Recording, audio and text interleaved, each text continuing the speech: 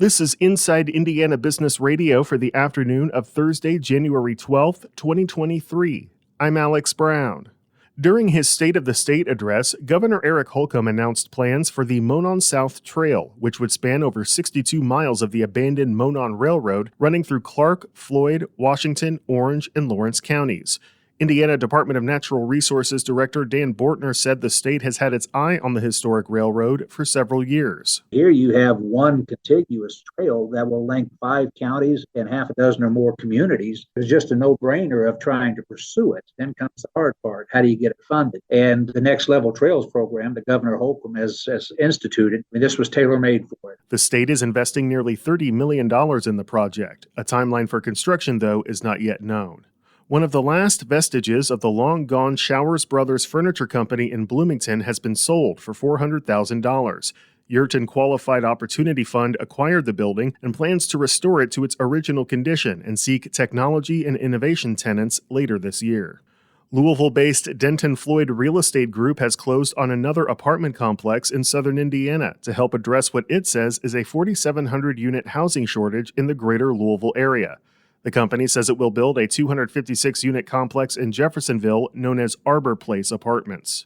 From the number one source for Indiana business news, this is Inside Indiana Business Radio. Don't miss your chance to nominate a worthy business or community leader for IBJ's 40 Under 40 Awards. It's one of our most prestigious awards programs celebrating the accomplishments of leaders under the age of 40. We're on the lookout for people who have achieved a level of success that is rare at a young age. Who will be named to this year's class? We need your input. Learn more and submit your nomination by January 13th at ibj.com/nominations. Whether it's a new hire or a noteworthy promotion, IIB's Big Wigs and New Gigs serves as a platform to promote your team. Our revamped offering includes being featured on both the newly redesigned newsletter and at InsideIndianaBusiness.com. Subscribers to the Business News subscription save $10 off every listing. Plus, you can save $100 by bundling your submission to IIB with the Indianapolis Business Journal or the Indiana Lawyer. More at InsideIndianaBusiness.com. The Fort Wayne Philharmonic has canceled concerts and events through February after the musicians rejected the latest offer, according to our partners at WPTA-TV. The musicians, who are seeking a 46% pay increase, have been on strike since December and missed the Christmas concert season. Fort Wayne Philharmonic management said Tuesday they offered their musicians their, quote, best and final offer.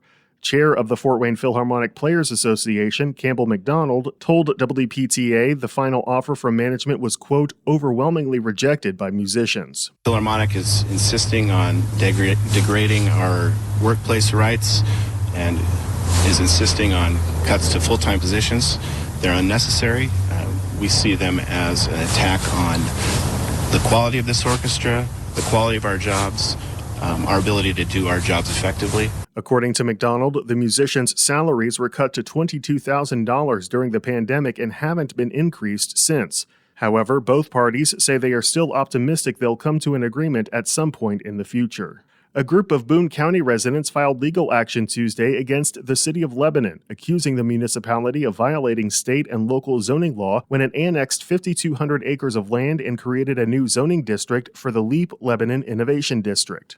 The 11 property owners filed a complaint for judicial relief asking a Boone County Circuit Court judge to throw out 2 city ordinances. In the written complaint, the residents said the zoning district violates state law because the annexed land was not included in the city's comprehensive plan, which was passed in 2020.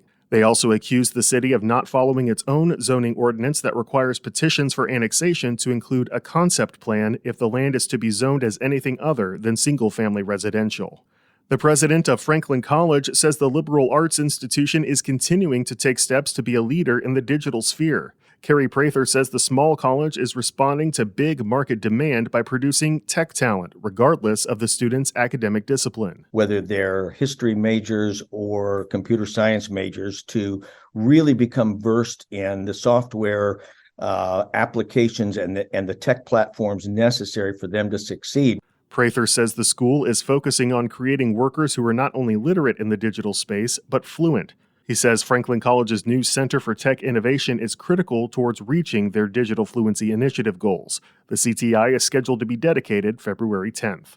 Indiana Dunes Tourism Executive Director Lorelei Weimer is this week's guest on the Business and Beyond podcast with Gary Dick, presented by PNC, a weekly conversation with high-profile Hoosiers in business, sports, and entertainment, and beyond. Available now from your favorite podcast provider. I'm Alex Brown for Inside Indiana Business Radio on Demand.